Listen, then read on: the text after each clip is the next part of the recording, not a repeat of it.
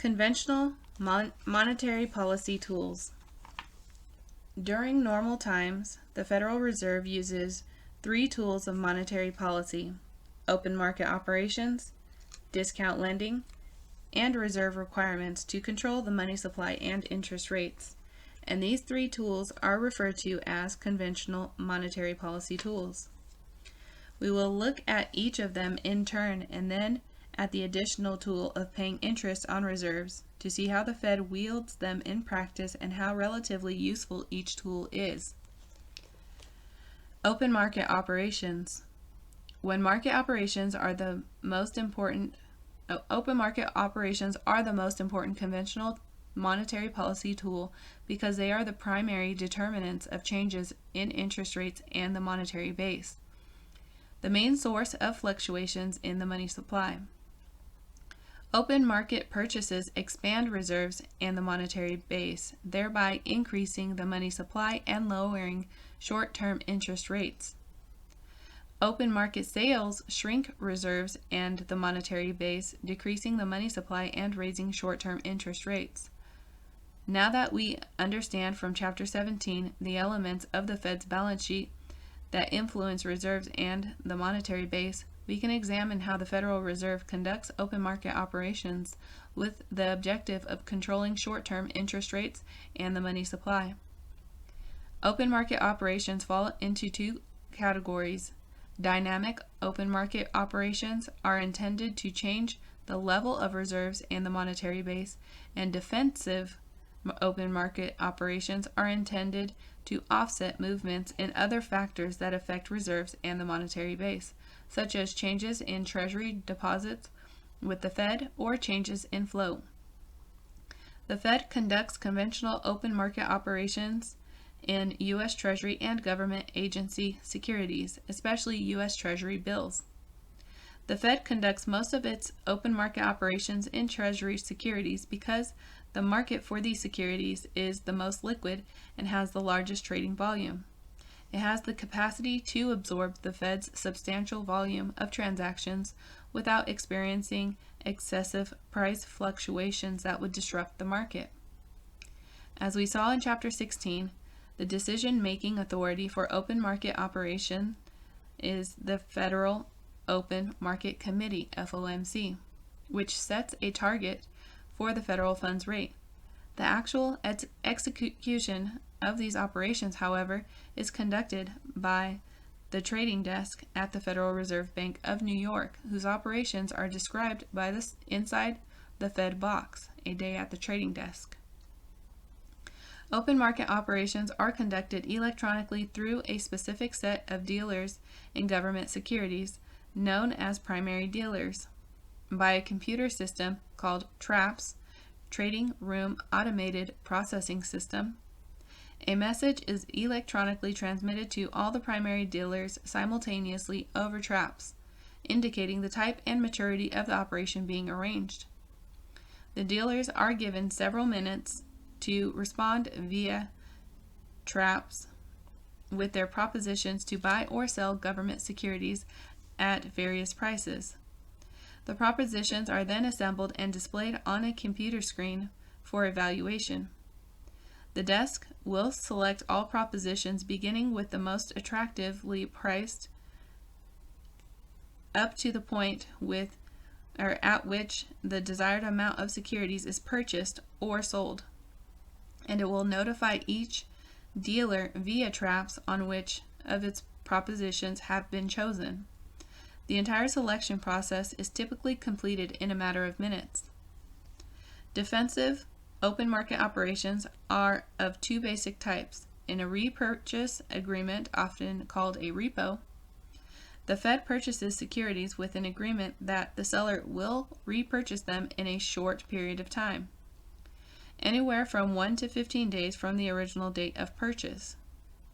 Because the effects on reserves of a repo are reversed on the day the agreement matures, a repo is actually a temporary open market purchase and is an especially desirable way of conducting a defensive open market purchase that will be reversed shortly. When the Fed wants to conduct a temporary open market sale, it engages in a matched sale purchase transaction, sometimes called a reverse repo, in which the Fed sells securities and the buyer agrees to sell them back to the Fed in the near future.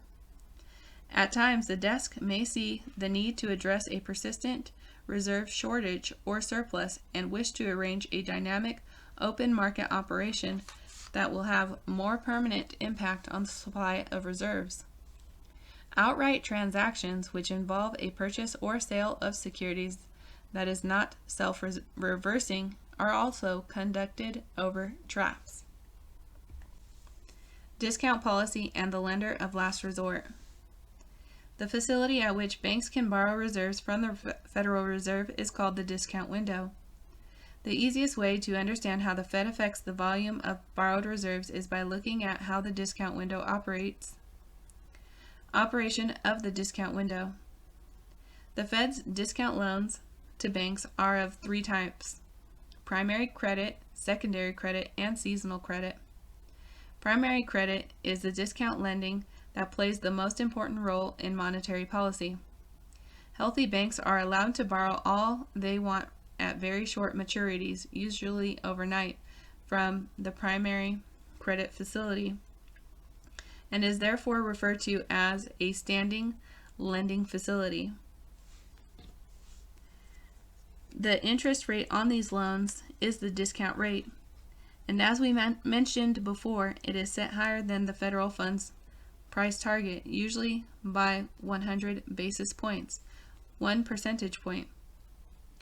Because the Fed prefers that banks borrow from each other in the federal funds market so that they continually monitor each other for credit risk. As a result, in most circumstances, the amount of discount lending under the primary credit facility is very small. If the amount is so small, why does the Fed have this facility? The answer is that the facility is intended to be a backup source of liquidity for sound banks, so that the federal funds rate never rises too far above the federal funds target set by the FOMC. We have already seen how this works in Figure 6. When the demand for reserves experiences a large unexpected increase, no matter how far right the demand curve shifts, the equilibrium federal funds rate will stay at ID because borrowed reserves will just continue to increase and the federal funds rate can rise no further. The primary credit facility has thus put a ceiling on the federal funds rate at ID. Secondary credit is given to banks that are in financial trouble and are experiencing severe liquidity problems. The interest rate on secondary credit is set at 50 basis points, or 0.5 percentage point, above the discount rate. The interest rate on these loans is set at a higher penalty rate to reflect the less sound condition of these borrowers. Seasonal credit is given to meet the needs of a limited number of small banks in vacation and agricultural areas that have a seasonal pattern of deposits. The interest rate charged on seasonal credit is tied to the average of the federal funds rate and certificate of deposit rates. The Federal Reserve has questioned the need for the seasonal credit facility because of improvements in credit markets and is thus contemplating eliminating it at some point in the future. Lender of last resort.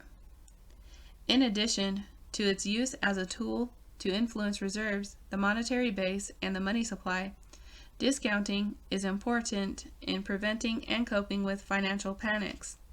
When the Federal Reserve System was created, its most important role was intended to be as the lender of last resort, to prevent bank failures from spinning out of control. The Fed was to provide reserves to banks when no one else would, thereby preventing bank and financial panics. Discounting is a particularly effective way to provide reserves to the banking system during a banking crisis because reserves are immediately channeled to the banks that need them the most. In performing the role of lender of last resort, the Fed must use the discount tool wisely when attempting to thwart financial panics. This is an extremely important aspect of successful monetary policy making. Financial panics can severely damage the economy because they interfere with the ability of financial intermediaries and markets to move funds to people with productive investment opportunities. Unfortunately, the discount tool has not always been used by the Fed to prevent financial panics, as the massive bank failures during the Great Depression attest. The Fed learned from its mistakes of that period and has performed admirably in its role of lender of last resort in the post-World War II period. The Fed has used its discount lending weapon several times to avoid bank panics by extending loans to troubled banking institutions, thereby preventing further bank failures. At first glance, it might seem that the presence of the FDIC, which insures depositors up to a limit of $250,000 per account from losses due to a bank's failure, would make the lender of last resort function of the Fed superfluous. There are two reasons why this is not the case. First, it is important to recognize that the FDIC's insurance fund amounts to about 1% of the total amount of deposits held by banks. If a large number of bank failures occurred simultaneously, the FDIC would not be able to cover all the depositors' losses. Indeed, the large number of bank failures in the 1980s and the early 1990s led to large losses and a shrinkage of the FDIC's insurance fund, which reduced the FDIC's ability to cover depositors' losses. This fact has not weakened the confidence of small depositors in the banking system, because the Fed has been ready to stand behind the banks to provide whatever reserves are needed to prevent bank panics. Second, the $1.6 trillion of large denomination deposits in the banking system are not guaranteed by the FDIC because they exceed the $250,000 limit.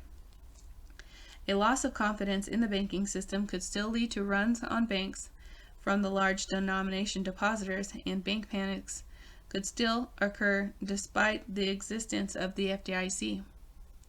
The Federal Reserve's role as lender of last resort is, if anything, more important today than ever because of the high number of bank failures experienced in the 1980s and early 1990s and during the global financial crisis from 2007 to 2009. Not only can the Fed act as a lender of last resort to banks, but it can also play the same role in the financial system as a whole. The Fed's discount window can help prevent and address financial panics that are not triggered by bank failures, such as the Black Monday stock market crash of 1987 and the terrorist destruction of the World Trade Center in September 2001. Discussed in the Inside the Fed box. Although the Fed's role as the lender of last resort provides the benefit of preventing bank and financial panics, it does come with a cost. If a bank expects that the Fed will provide it with discount loans if it gets into trouble, then it will be willing to take on more risk, knowing that the Fed will come to the rescue if necessary. The Fed's lender of last resort role has thus created a moral hazard problem similar to the one created by deposit insurance, discussed in Chapter 10. Banks take on more risk, thus exposing the deposit insurance agency and hence taxpayers to great losses.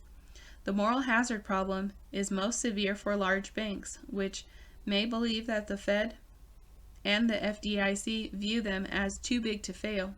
That is, they believe they will always receive Fed loans when they are in trouble because their failure would likely to precipitate a bank panic. Similarly, Federal Reserve actions to prevent financial panics may encourage financial institutions other than banks to take on greater risks. They, too, expect that the Fed will bail them out if their failure would cause or worsen a financial panic.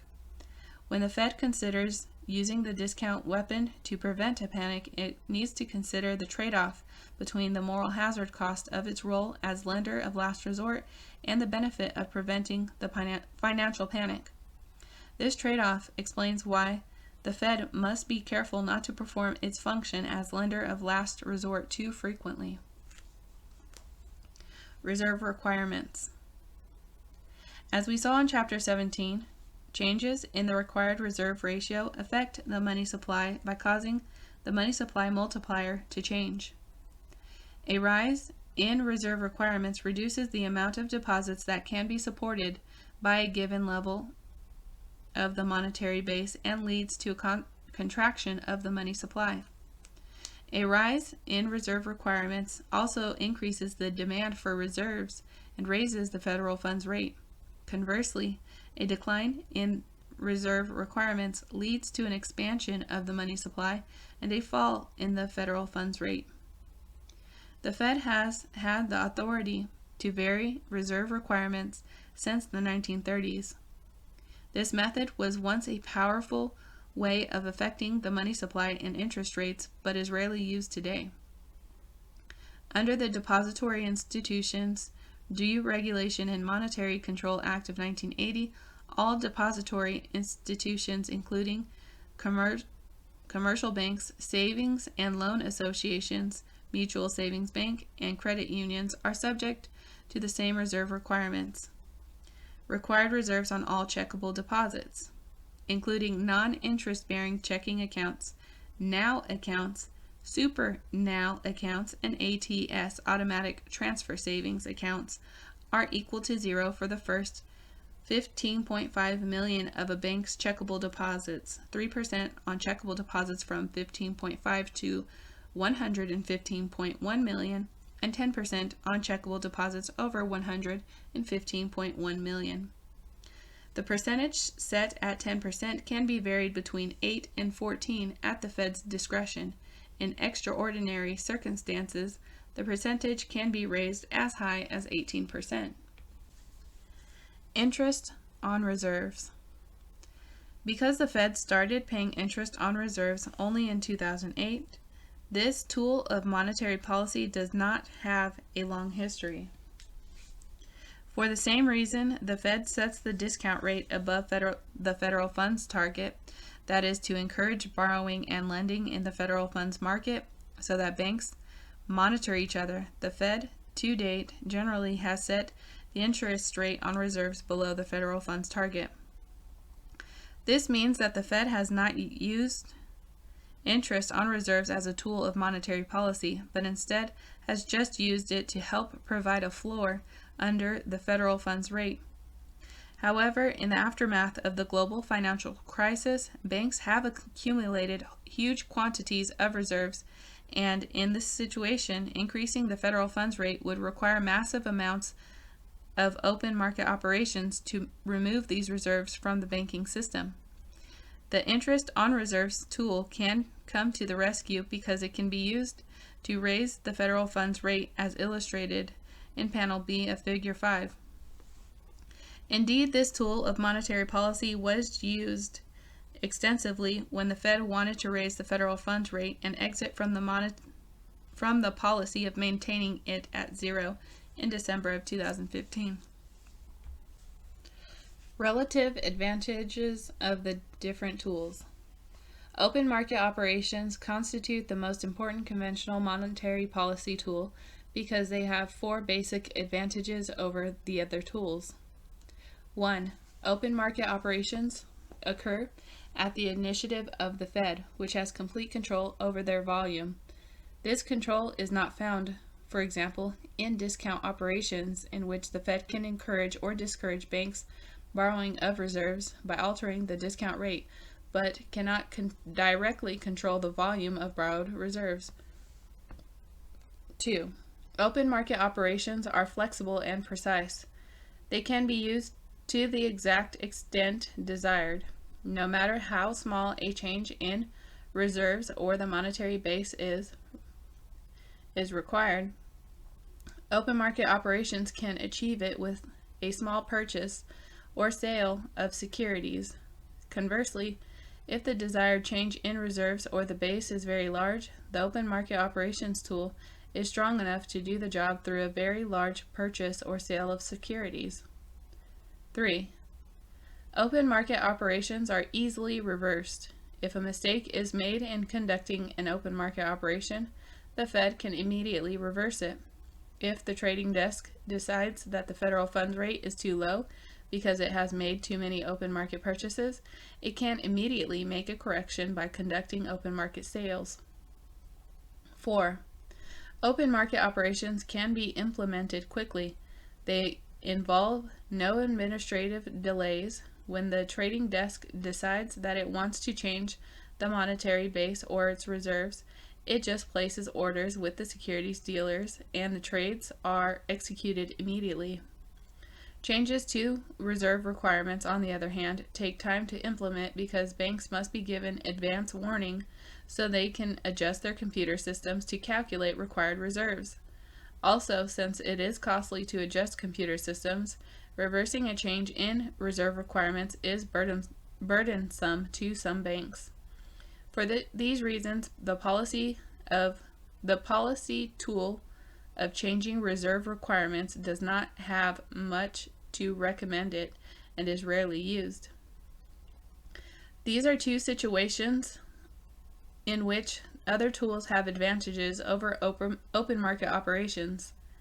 One is when the Fed wants to raise interest rates after banks have accumulated large amounts of excess reserves. In this case, the federal funds rate can be raised by increasing the interest on reserves, which eliminates the need to conduct massive open market operations to raise the federal funds rate by reducing reserves. The second situation is when discount policy can be used by the Fed to perform its role as lender of last resort. The Black Monday crash, the terrorist attacks of September 11th, 2001, and the global financial crisis, which we will discuss next, all indicate that the role of discount policy has become more important in the past couple of decades. Non-conventional monetary policy tools and quantitative easing. In normal times, conventional monetary policy tools, which expand the money supply and lower interest rates, are enough to stabilize the economy. However, when the economy experiences a full-scale financial crisis like the one we recently experienced, conventional monetary policy tools cannot do the job for two reasons. First, the financial system seizes up to such an extent that it becomes unable to allocate capital to productive uses, and so investment spending and the economy collapse, as discussed in Chapter 12. Second, the negative shock to the economy can lead to the zero lower bound problem, in which the central bank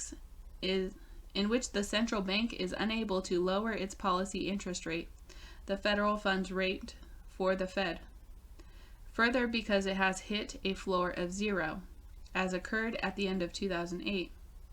The policy rate, such as the federal funds rate, is unlikely to fall below zero because financial institutions are unwilling to earn a lower return by lending in the federal funds market than they could earn by holding cash with its zero rate of return.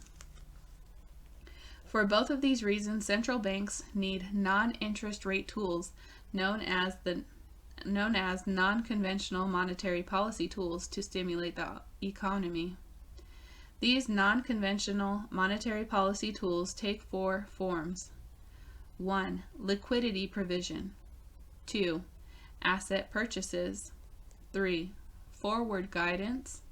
And 4. Negative interest rates on bank deposits at a central bank. Liquidity provision. Because conventional monetary policy actions were not sufficient to heal the financial markets during the recent financial crisis, the Federal Reserve implemented unprecedented increases in its lending facilities to provide liquidity to the financial markets. 1. Discount window expansion. At the outset of the crisis in mid-August 2007, the Fed lowered the discount rate, the interest rate on loans it makes to banks, to 50 basis points, 0.5 percentage point above the federal funds rate target from the normal 100 basis points. It then lowered it further in March 2008 to only 25 basis points above the federal funds rate target. However, because borrowing from the discount window has a stigma attached to it, because such borrowing suggests that the borrowing bank is desperate for funds and thus in trouble, use of the discount window was limited during the crisis. 2. Term auction facility. To encourage additional borrowing in December of 2007, the Fed set up a temporary term auction facility, TAF, in which it made loans at a rate determined through competitive auctions. The TAF was more widely used than the discount window facility because it enabled banks to borrow at a rate lower than the discount rate, and the rate was determined competitively rather than being set at a penalty rate. The TAF auctions started at amounts of $20 billion, but as the crisis worsened, the Fed raised the amounts dramatically, with a total outstanding of over $400 billion. The European Central Bank conducted similar operations with one auction in June 2008 for over 4 billion euros. 3. New lending programs. The Fed broadened its provision of liquidity to the financial system well beyond its traditional lending to banking institutions. These actions included lending to investment banks as well as lending to promote purchases of commercial paper, mortgage-backed securities, and other asset-backed securities. In addition, the Fed engaged in lending to J.P. Morgan to assist in its purchase of Bear Stearns and to AIG to prevent its failure.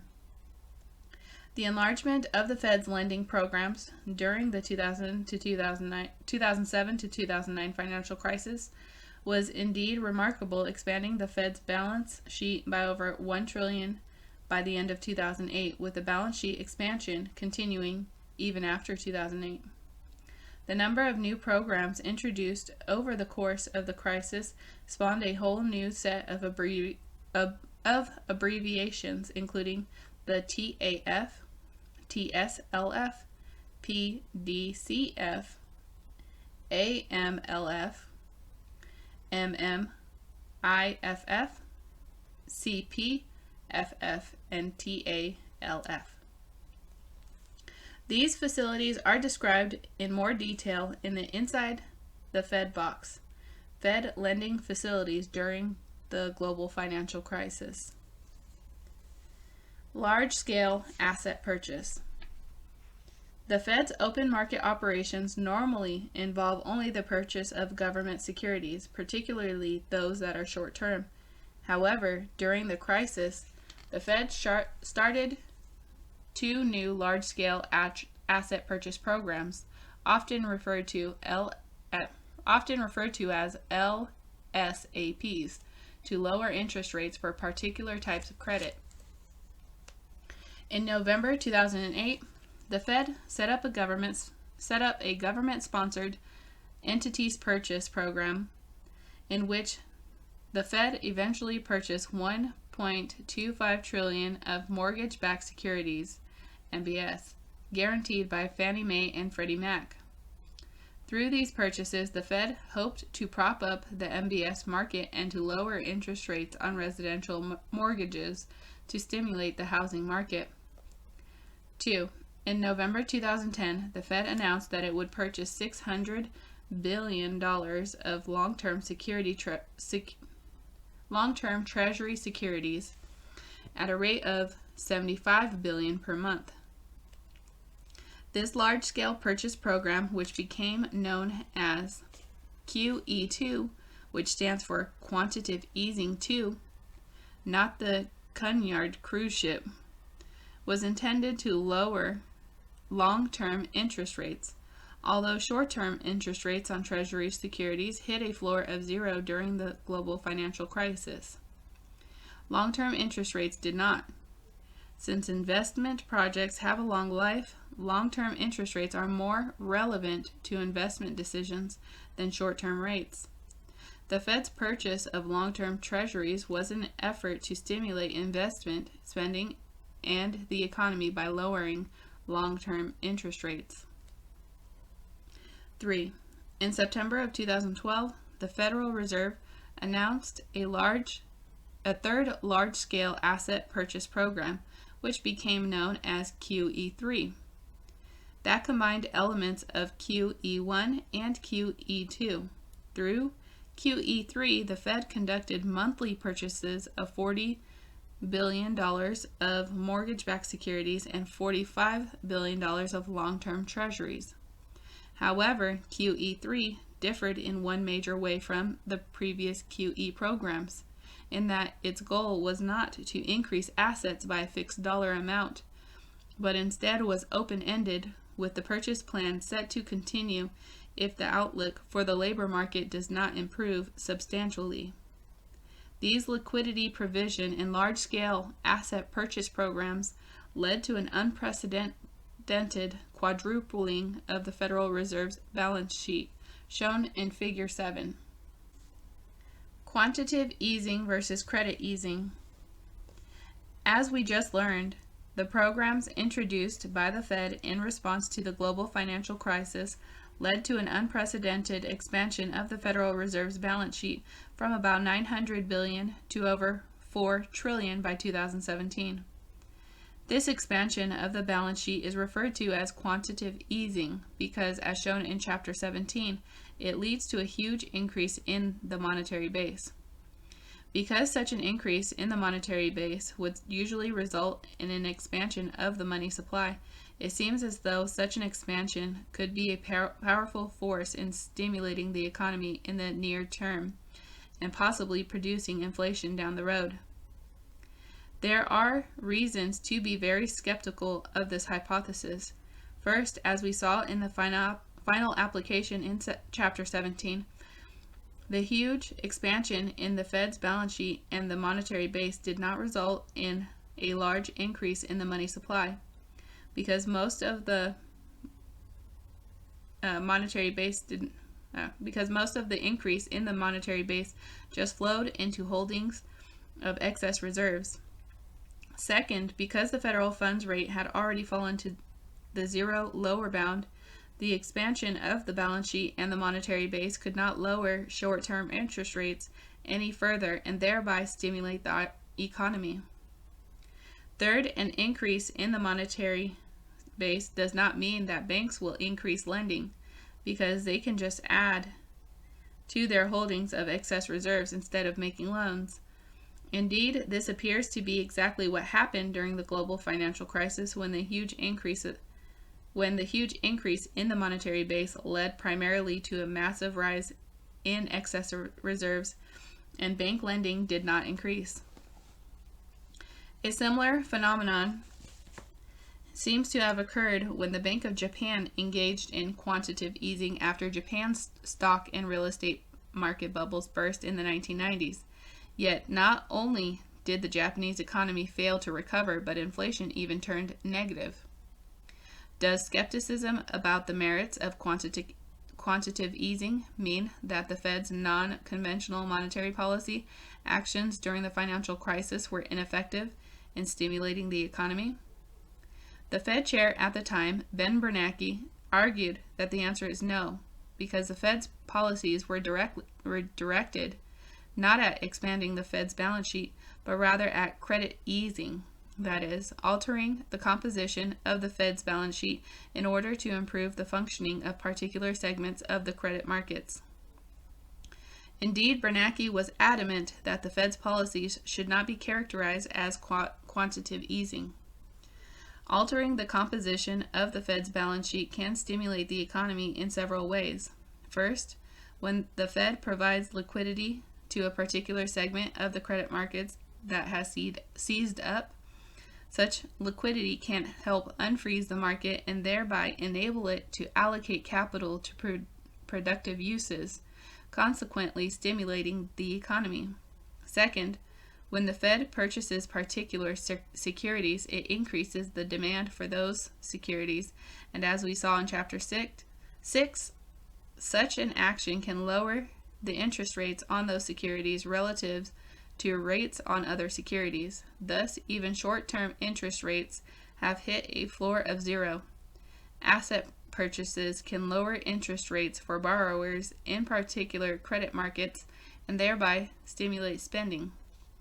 For example, purchases on GSE mortgage-backed securities appear to have lowered the interest rates on these securities, which led to a substantial decrease in residential mortgage rates. Purchases of long-term government securities could also lower their interest rates relative to short-term interest rates, and because long-term interest rates are likely to be more relevant to investment decisions, these asset market purchases could boost investment spending.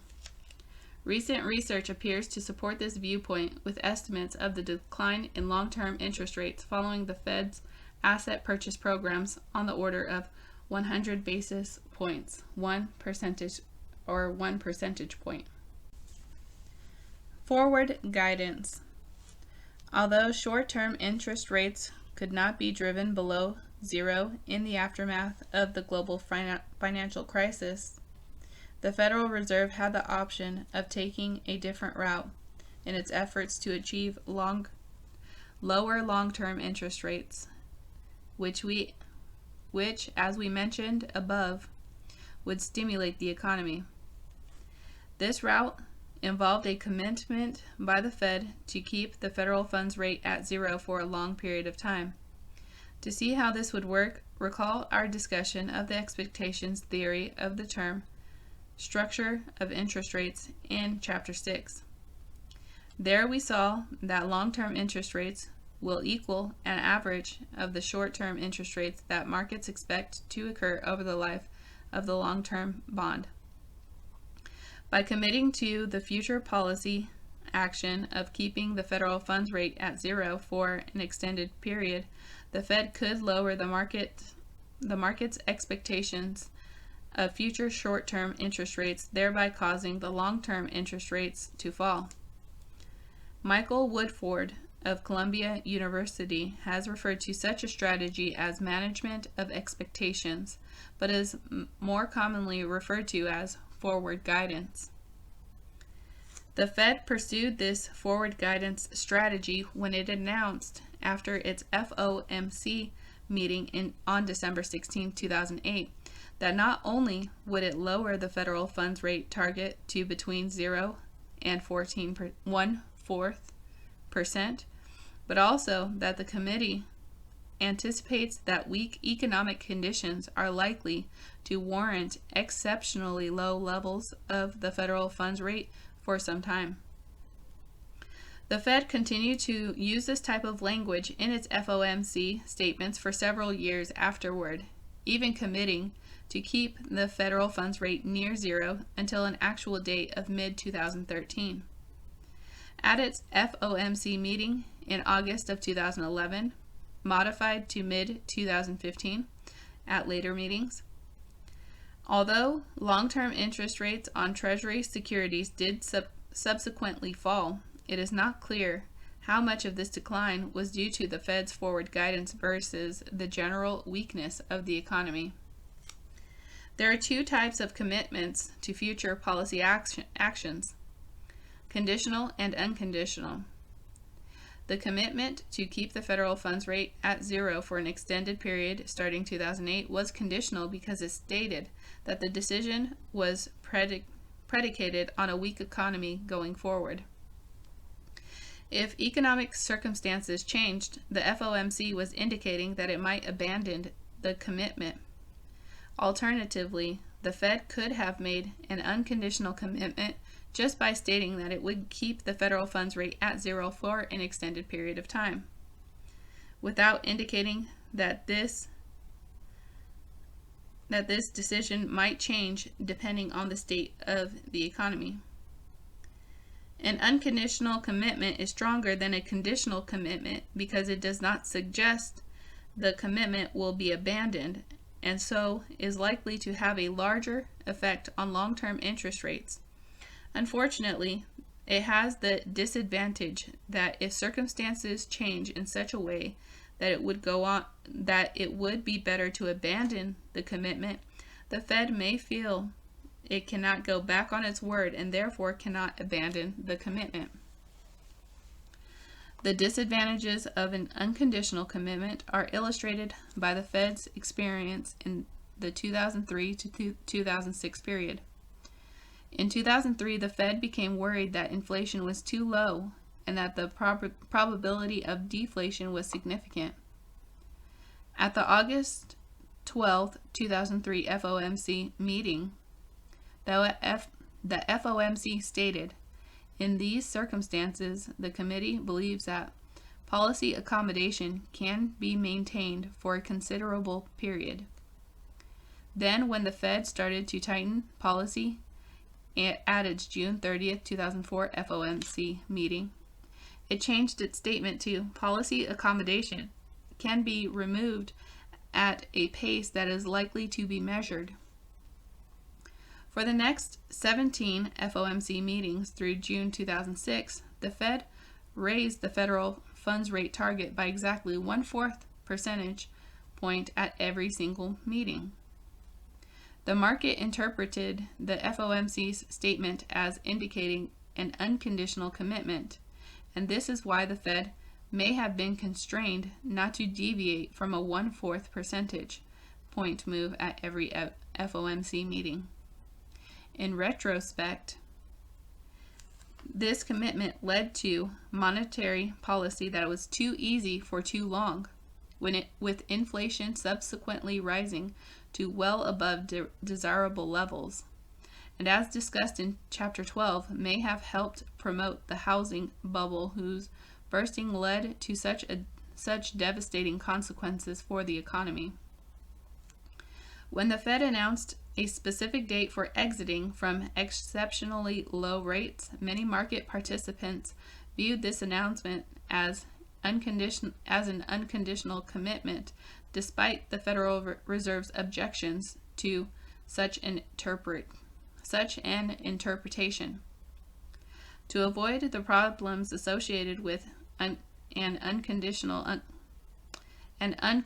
commitment, in December of 2012, the Fed changed its statement to be more clearly conditional by indicating that the exceptionally low range for the federal funds rate will be appropriate at least as long as the unemployment rate remains above 6.5%, and inflation between 1 and 2 years ahead is projected to be no more than 0.5 percentage point above the committee's 2% longer run goal. With the unemployment rate approaching the 6.5% mark at its March 2014 meeting, the FOMC dropped forward guidance based on unemployment and inflation thresholds. Subsequently, it announced that it would determine the timing and size of changes in the target for the federal funds rate, taking into account a wide range of information, including measures of labor market conditions, indicators of inflation pressures and inflation expectations, and readings on financial and international developments. Negative interest rates on banks' deposits. With inflation very low and their economies weak after the global financial crisis, central banks in Europe and Japan recently began experimenting with a new non-conventional monetary policy tool, setting interest rates on deposits held by banks at their central banks to be negative. In other words, banks now had to pay their central bank to keep deposits in the central bank. The Central Bank of Sweden was the first to set negative interest rates on bank deposits in July of 2009, followed by the Central Bank of Denmark in July of 2012. The ECB in June 2014, the Central Bank of Switzerland in December 2014, and the Bank of Japan in January 2016. Setting negative interest rates on banks' deposits is supposed to work to stimulate the economy by encouraging banks to lend out the deposits they were keeping at the central bank, thereby encouraging households and businesses to spend more. However, there are doubts that negative interest rates on deposits will have the intended expansionary effect. First, banks might not lend out their deposits at the central bank, but instead move them into cash. There would be some cost to doing so because banks would have to build more vaults and hire security guards to protect the cash. Nonetheless, they still might prefer to do this rather than lend them out. Second, charging banks interest on their deposits might be very costly to banks if they still have to pay positive interest rates to their depositors. In this case, bank profitability would fall. The result might then make banks less likely to lend. So instead of being expansionary, negative interest rates on banks' deposits could cause banks to cut back on lending and therefore be contractionary. The jury is still out on whether negative interest rates on bank deposits held at central banks will stimulate the economy as intended. Indeed, doubts about the effectiveness of this non-conventional monetary policy tool led Janet Yellen, the chair of the Board of Governors of the Federal Reserve, to announce in 2016 that the Fed was not considering using this tool to stimulate the economy. However, the Federal Reserve's views might change if the U.S. economy became much weaker and if the experience with negative interest rates in other countries suggested that this tool is effective in stimulating spending. Monetary policy tools of the European Central Bank. Like the Federal Reserve, the European system of central banks, usually referred to as the European Central Bank, signals the stance of its monetary policy by setting a target finance rate, which in turn sets a target for the overnight cash rate. Like the federal funds rate, the overnight cash rate is the interest rate for very short-term interbank loans. The monetary policy tools used by the European Central Bank are similar to those used by the Federal Reserve and involve open market operations, lending to banks, and reserve requirements. Open market operations. Like the Federal Reserve, the European Central Bank uses open market operations as its primary tool for conducting monetary policy and setting the overnight cash rate at the target financing rate. Main refinancing operations are the predominant form of open market operations and are similar to the Fed's repo transactions. They involve weekly reverse transactions, purchase or sale of eligible assets under repurchase or credit operations against eligible assets as collateral, that are reversed within 2 weeks. Credit institutions submit bids and the European Central Bank decides which bids to accept. Like the Federal Reserve, the European Central Bank accepts the most attractively priced bids and makes purchases or sales up to the point at which the desired amount of reserves is supplied. In contrast to the Federal Reserve, which conducts open market operations in one location at the Federal Reserve Bank of New York, the European Central Bank decentralizes its open market operations by conducting them through individual national central banks.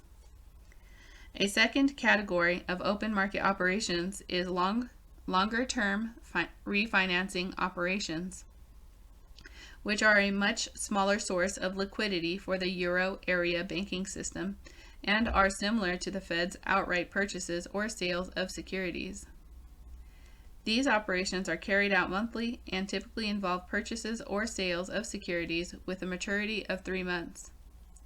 They are not used for signaling the monetary policy stance, but instead are aimed at providing Euro area access to longer-term funds. Lending to banks. As is the case for the Fed, the next most important tool of monetary policy for the European Central Bank involves lending to banking institutions, which is carried out by the national central banks, just as discount lending is performed by the individual Federal Reserve banks. This lending takes place through a standing lending facility called the marginal lending facility. Through these facilities, banks can borrow against eligible collateral, overnight loans, from the national central banks at the marginal lending rate, which is set at 100 basis points above the target financing rate. The marginal lending rate provides a ceiling for the overnight market interest rate in the European Monetary Union, just as the discount rate does in the United States. Interest on reserves. As in the United States, Canada, Australia, and New Zealand, the Euro system has another standing facility, the deposit facility, in which banks are paid an interest rate that is typically 100 basis points below the target financing rate. The pre-specified interest rate on the deposit facility provides a floor for the overnight market interest rate, while the marginal lending rate sets a ceiling. The interest rate on reserves is set by the ECB, is not always positive. As discussed above, the ECB set the interest rate on reserves to negative values starting in June 2014. Reserve requirements. Like the Federal Reserve, the European Central Bank imposes reserve requirements such that all deposit-taking institutions are required to hold 2% of the total amount of checking deposits and other short-term deposits in reserve accounts with national central banks. All institutions that are subject to minimum reserve requirements have access to the European Central Bank's standing lending facilities and participate in open market operations.